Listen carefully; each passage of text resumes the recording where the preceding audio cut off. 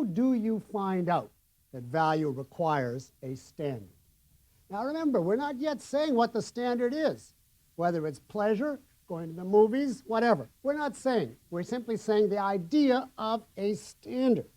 Presumably, we grasped what that meant when we specified our original conclusion, right? That life is the standard, the end, that to which everything else is a means. How are we going, in actual fact, to grasp that value requires a standard, if not from the definition of value? And you see, the attempt here is to do it from the definition. It's the same rationalistic error. But how would you establish that value requires a standard? Now, don't do it by trying to define standard and define value and then intersect the two. That is pure rationalism. There's only one way to answer these questions. The only way to know the difference between living and the inanimate is to look at living things.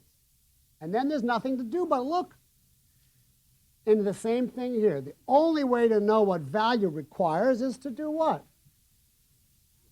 You have to look at values, heretical as it sounds. Some observations of facts of reality led somebody to the definition, that which one acts to gain and or keep. The definition did not come out of a dictionary. It had to come from reality at some point. How did a person ever grasp it? Well, take the simplest way. How would you get that definition? Somebody wants a house. He wanted it.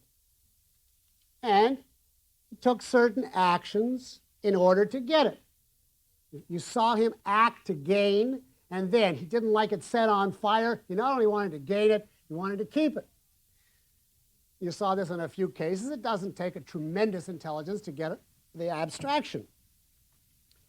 But now, in the very act of observing this process of pursuing a house or whatever it is, you see right away as part of it that there are many means to that value, many different things you have to do and acquire in order to achieve that end, which is a house. You need knowledge, you need carpenters, you need lumber, you need all kinds of subsidiary values to get that value, right? And all those things are values by the goal of the house. If the house is your goal, then all these things lead to it, right? And you observe that the person doesn't just sit and gloat at the house and say, oh, how fabulous. The house in turn is a means to some end, right? The house in turn gives them shelter, etc.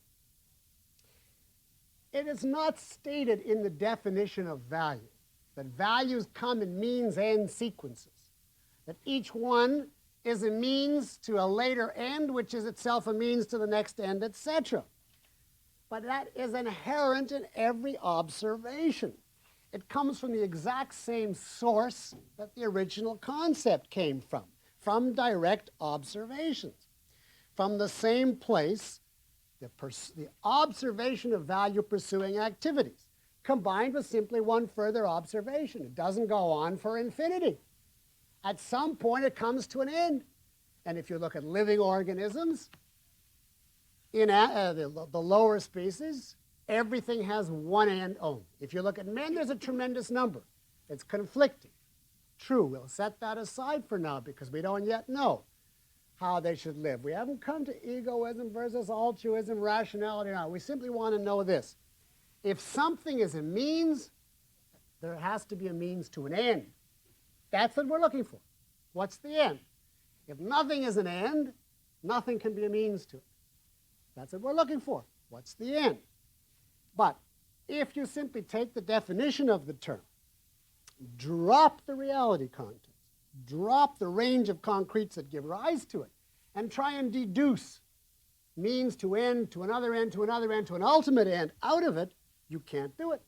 And you end up saying, well, where did this concept of standard of value come from? Let's put the